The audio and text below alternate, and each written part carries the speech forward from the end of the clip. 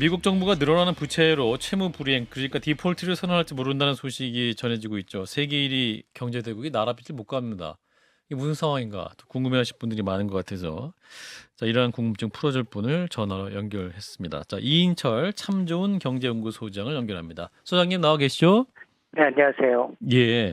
자, 일단은 일반 청취자들께서 미국이 국가부도다? 이거 무슨 소리야? 이렇게 말씀하실 것 같은데, 일단은 부채를 지급할 수 없을 수 있는 채무 불이행 이해까지 나옵니다. 어떤 배경입니까? 그러니까 이제 미국의 달러화는 이제 기축통화다 보니까 전 세계에 퍼져 있습니다. 예. 외환보유고로 많이 보유하고 있고요. 음. 그런데도 불구하고 미국 내부적으로 달러를 찍어내기 위해서는 반드시 의회 승인을 거쳐야 합니다. 예. 그 취지는 야, 아무리 대통령이라고 연방은행 총재라고 달러 함부로 찍어내지 마. 이거는 재정 지출의 관리 문제이며 재정 안전성 유지의 차원이라는 겁니다. 예.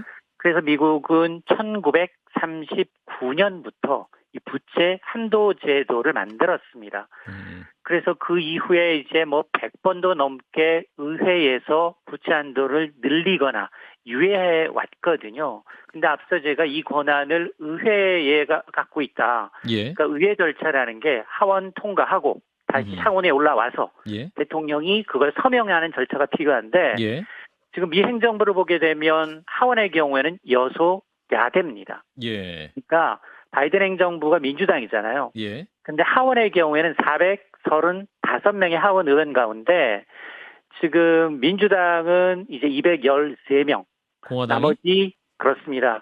공화당이 222명이에요. 그러다 보니까 하원이 굉장히 막강한 파워를 갖고 있습니다. 예. 근데 이미 바이든 행정부는 지난 1월에 부채 상한선이었던 31조 4천억 달러, 4경 2천억 원을 다 썼습니다. 예. 이후에는 재무부가 여러 가지 지출 줄여가면서 석 달 넘게 보유한 현금을 돌려막고 있는 특별 조치로 버텨왔거든요. 예. 그러다 보니 제니 옐런 재무장관은 엑스데이트, 야, 이 시점 지나면 정말로 미국도 달러 발권 못해서 채무 불이행 빠져라고 했던 게 6월 1일인데 예. 지금 협상이 계속 지연되다 보니까 당초 6월 1일로 경고했던 연방정부의 채무 불이행 시한을 6월 5일로 수정을 했는데 이 디데이를 넘어서는 안 된다라는 겁니다.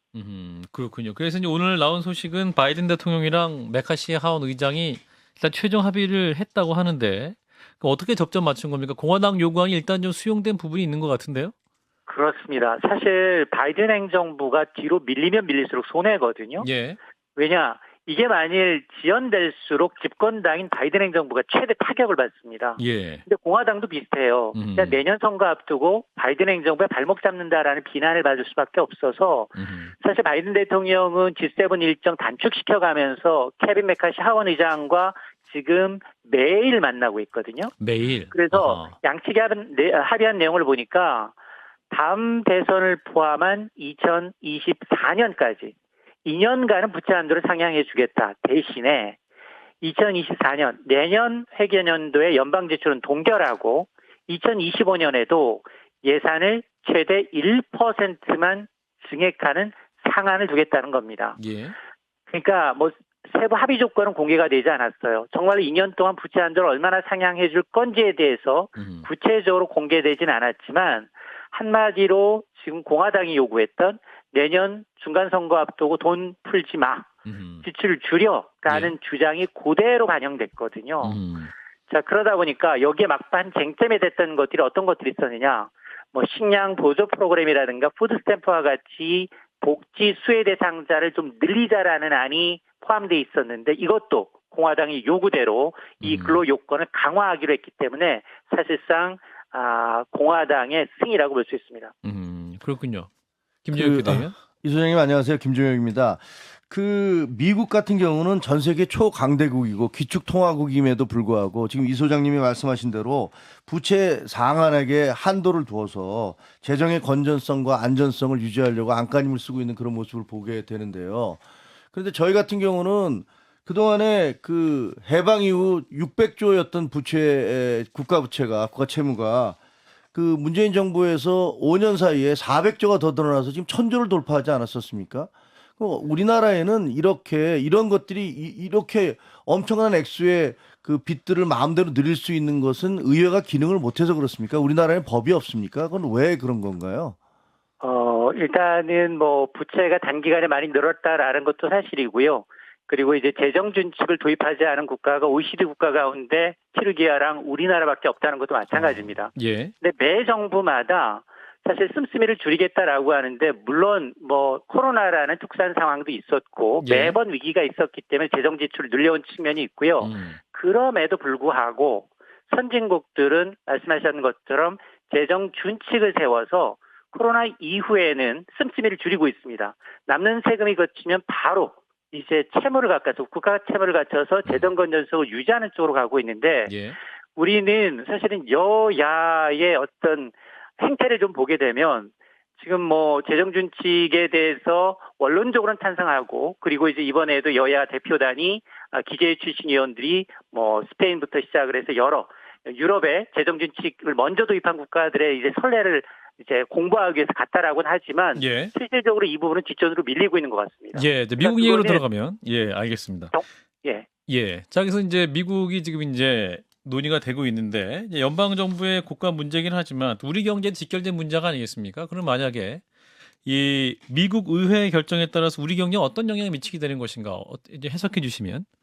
일단은 저는 이게 아무리 지금 그 여소야대라고 하더라도 예. 공화당안이 상당 부분 반영이 됐기 때문에 공화당도 대놓고 강경파의 목소리가 있다 하더라도 이걸 부결시키면 정치적인 입지가 굉장히 약해집니다. 공화당도. 그래서 저는 이제 의회 이제 과정은 저는 8분 응선은 넘었기 때문에 통과될 것이라고 보고요. 이건 불확실성 해소 측면에서 증시에는 굉장히 호재고요. 예. 그리고 환율 측면에서도 안정을 기대할 수 있는 뉴스입니다. 그래서 지금 사실은 그 각국 통화 대비 원화 가치가 달러 약세임에도 불구하고 굉장히 빨리 많이 떨어지고 있거든요. 예.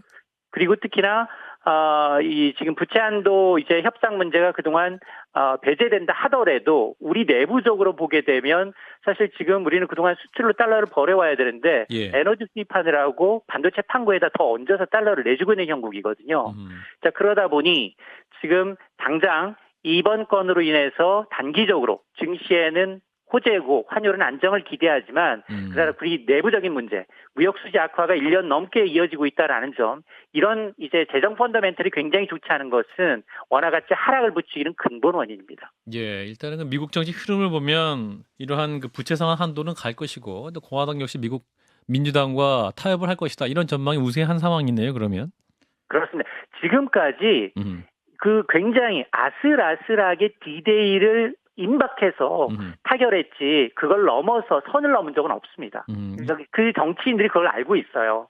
물론 2011년에는 굉장히 특이한 경우였거든요. 오바마 때. 예. 그렇습니다. 그 당시에는 이제 스탠다드 앤 푸어스 민간 신용평가사가 바로 최고 국가 신용등급을 강등하는 정말 100년에 한번 나올까 말까한 그런 사태였기 때문에 그런 트라우마를 한번 겪었기 때문에 아마 이번은 거기까지 가리라고는 저는 생각하지 않습니다.